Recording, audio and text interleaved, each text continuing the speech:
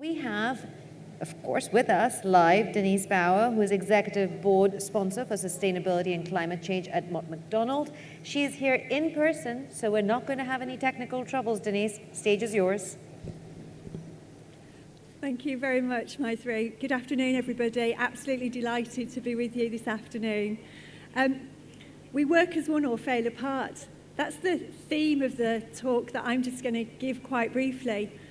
When we set this up, it felt like a fairly unique theme, but actually what's happened over the last 10 days or so is that that's all everybody's talked about.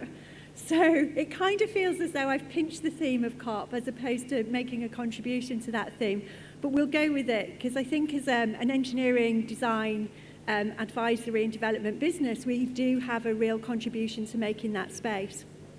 The fact that we're here together today suggests that we in the room probably do understand that. It shows our collective desire to act. It shows that we understand the almost unimaginable risks of failure if we don't act. The climate emergency is the #1 challenge we face. That case has been very, very well made, hasn't it, over the last few weeks, over the last few months, over the last few years. It is a global challenge, but the impacts are very local and very personal. The climate transition will have a profound impact on the health, security and prosperity of us, our children and our grandchildren. But if we work together, if we seek to collaborate in new and creative ways, then we do stand a chance. And dependent on how we do that, there's always a chance that we can do more than we imagined possible. Our approach to addressing the climate challenge could be our greatest opportunity to make step changes against the wide range of global pledges and targets we've heard so much about over the last 10 days. And I'm encouraged by what we're seeing. Sectors and geographies are forming meaningful partnerships and alliances of the like that we've never seen before.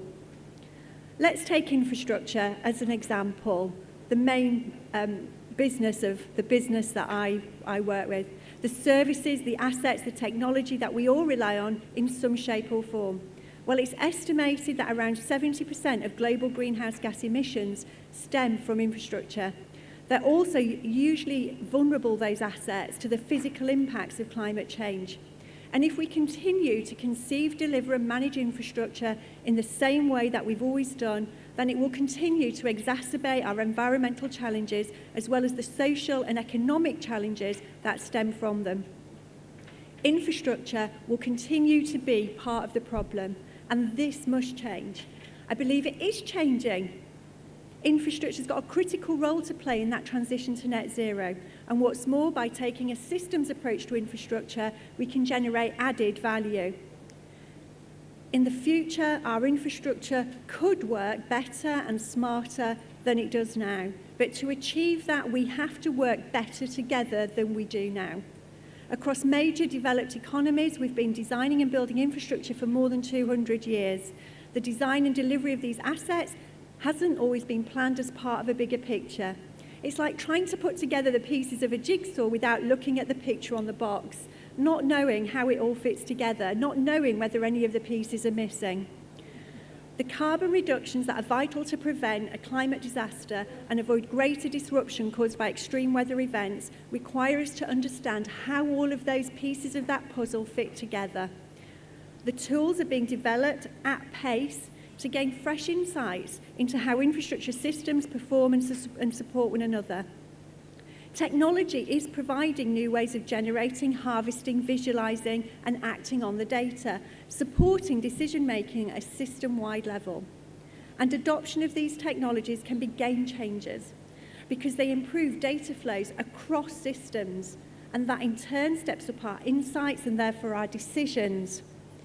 We work as one or we fail apart, going back to the key theme, not just of this talk, but of the conference. We must break away from making discrete interventions, and as businesses, we must stop working in isolation.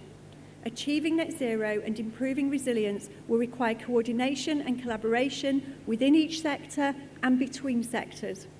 And there must be greater recognition of the potential that technology has for unlocking transformative business models that achieve better social, economic and environmental outcomes. We can see this happening. Just take the whole system approach that's underpinned the master plan for the UK's first multimodal transport hub in the north of England. This hub will create a cluster of facilities to produce, store and distribute green hydrogen, allowing transport networks, warehouse operators, supermarkets and online retailers to develop emission-free services to move goods and passengers. It's a pioneering programme of work that will accelerate the development and commercialisation of hydrogen transport solutions. And it will create up to 10,000 new well-paid jobs in that area over the next 30 years. And there's also the Climate Resilience Demonstrator, or CREDO for short. Delivered through the government-funded National Digital Twin Programme, CREDO will develop for the first time in the UK a connected digital twin across the energy, water and telecoms networks. Mott MacDonald has joined up with the Centre for Digital Built Britain, Anglian Water, BT, UK Power Networks, research centres and other partners. You can see it's a great example of collaboration to show how data sharing across traditional boundaries can enable better, more collaborative decisions on how to improve climate adaptation and resilience in a scalable way. This is critical as a next step in demonstrating how interoperability between sectors can unlock greater value. Whatever new agreements are made here at COP26, we already know we have to cut emissions as far and as fast as possible, while compensating for the emissions that we can't avoid. Our task remains to turn ambition into action and to do that quickly at a speed we've never seen before. And we shouldn't be just trying to stop the damage, we have to repair it too. We already know we must step up in new ways, reconfiguring our systems and our thinking. But to be truly sustainable, even regenerative, infrastructure needs to be maintained and developed in a way that supports both people and the planet. That means rethinking the societal outcomes we're seeking from our existing infrastructure and from our new infrastructure. They can be so much more than economic assets. There are means to leveraging socio-economic benefits, maximising community and ecological outcomes. We know what we must achieve, and together we must work out how to achieve it. We work as one, or we fail apart, Maithri. Absolutely, Denise. I mean, I think that brings up a big question. It's rare to hear people and the perspective of wanting to repair the damage.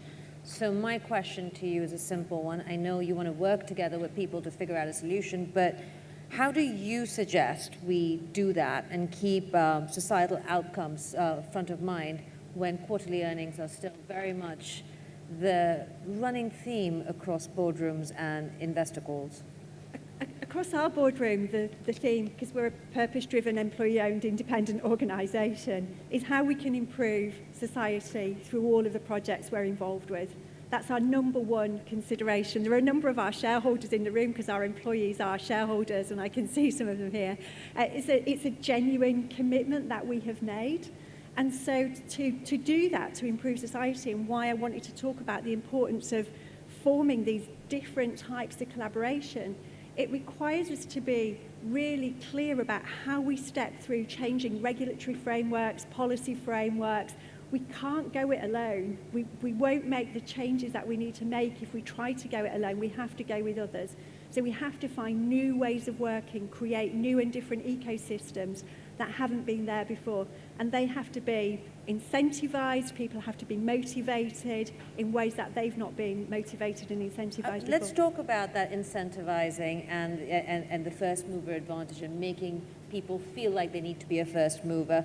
How do you incentivize people at this point? I mean, for me, it's already feeling like it's a little bit too late. We're still having a conversation that we need to have conversations. Yeah, I think this is where, and it's interesting, isn't it? Because in some ways, pledges and targets are getting a bit of a bad name, aren't they? Kind of blah, blah, blah, you talk about it, you know. But actually, some of those pledges and targets are really near term. They're really, you know, here and now.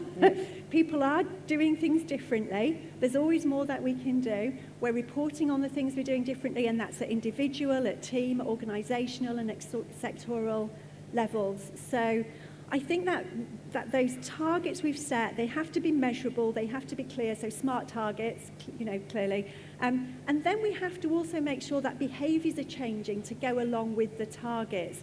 I think that's one of the sort of underrepresented elements of the change that we have to see. Just as I think the race to resilience isn't quite yet neck and neck with the race to zero, and I'd like to see that happen, I think the conversations about behavioural change for us as individuals, for us as teams and organisations, has to go hand in hand with the kind of more practical steps that people are taking.